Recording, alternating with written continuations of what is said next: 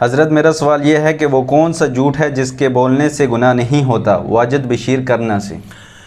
واجد صاحب یاد رکھیے کہ جھوٹ جو ہے یہ ایک بدترین گناہ ہے۔ اب اس میں یہ کہنا ہے کہ کب بولنے ہم جھوٹ اور ہمیں گناہ بھی نہ ہو، ہمیں پہلے یہ تو معلوم ہونا چاہیے کہ جھوٹ کتنا بڑا گناہ ہے۔ پاک پیغمبر صلی اللہ علیہ وسلم نے فرمایا کہ میرا امتی ہر گناہ کر سکتا ہے، ہر گناہ اس سے سرزد ہو سکتا ہے، لیکن جھوٹ کبھی نہیں بولے گا۔ اگر اس نے جھوٹ بولا تو جان لے کہ وہ میرا امتی ہی نہیں ہے۔ گویا کہ جھوٹ اتنا بدترین گناہ ہے۔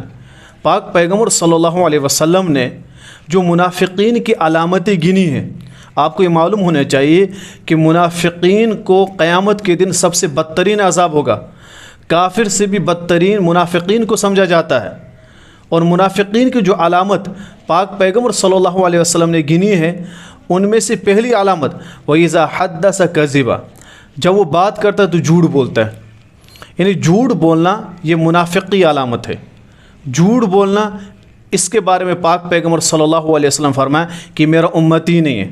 اللہ تبارک و تعالیٰ نے فرمایا لعنت اللہ علی الکاذبین، جھوٹوں پر تو اللہ کی لعنت ہے۔ ایک حدیث میں آتا ہے پاک پیغمبر صلی اللہ علیہ وسلم نے فرمایا جب کوئی بندہ جھوٹ بولتا ہے تو جھوٹ کی بدبو سے میلوں دور فرشتے بھاگتے ہیں، اس کے ارد گرد نہیں رہتے ہیں، کیونکہ جھوٹ ایک بدترین ہے، اس کی بدبو آتی ہے۔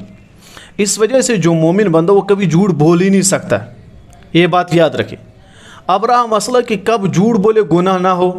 دیکھو، بحالت مجبوری جب کوئی گناہ اس سے بڑھ کر گناہ ہو تو چھوٹا گناہ شریعت اس میں اجازت دے دیتی ہے تاکہ بڑے گناہ سے لوگ بچ جائے۔ اس کی میں صورتیں بتاتا ہوں آپ کے سامنے۔ میاں بیوی میں لڑائی ہو رہی ہے، اب یہ ہے کہ یہ ایک دوسرے کو، شوہر اس کو طلاق دے اور جدا ہوں، یہ ایک بڑا گناہ ہے۔ اب کوئی شخص اس وقت ایک ایسی بات کہہ دیتا ہے کہ جس سے ان میں صلح ہو، اگرچہ وہ بات نہ ہو تو یہ تو ایک قسم کی جھوٹ ہے، لیکن وہاں وہ ان کی صلح کروا رہا ہے تو شریعت اس کی اجازت دے دیتی ہے، ہاں یہاں ٹھیک ہے، آپ نے صلح کرے، آپ نے ایک اچھا کام کیا، لیکن آپ نے جو کام بات بولی ہے اگرچہ یہاں جھوٹ ہے، لیکن چونکہ آپ نے کام اچھا کیا ہے۔ اسی طور پر دو بندوں میں لڑائی ہو رہی ہے، اب یہ ایک دوسرے کو قتل بھی کر سکتے تھے، تو قتل کرنا تو ایک بہت بڑا گناہ ہے۔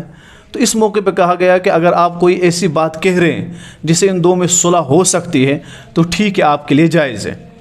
یا آپ ایسا کریں کہ توریہ والے الفاظ استعمال کریں جو جھوٹ بھی نہ ہو اور سچ بھی نہ ہو، توریہ والے الفاظ، تو وہ الفاظ استعمال کریں جس سے ان میں صلح ہو جائے تو اجازت ہے۔ لیکن جھوٹ جھوٹی ہوتا ہے، وہ حرام ہے ہر حال میں۔ ان صورتوں میں چونکہ یہ بڑے گناہ تھے، ان کے بچنے کے لیے آپ کو تھوڑی اجازت دی گئی ہے۔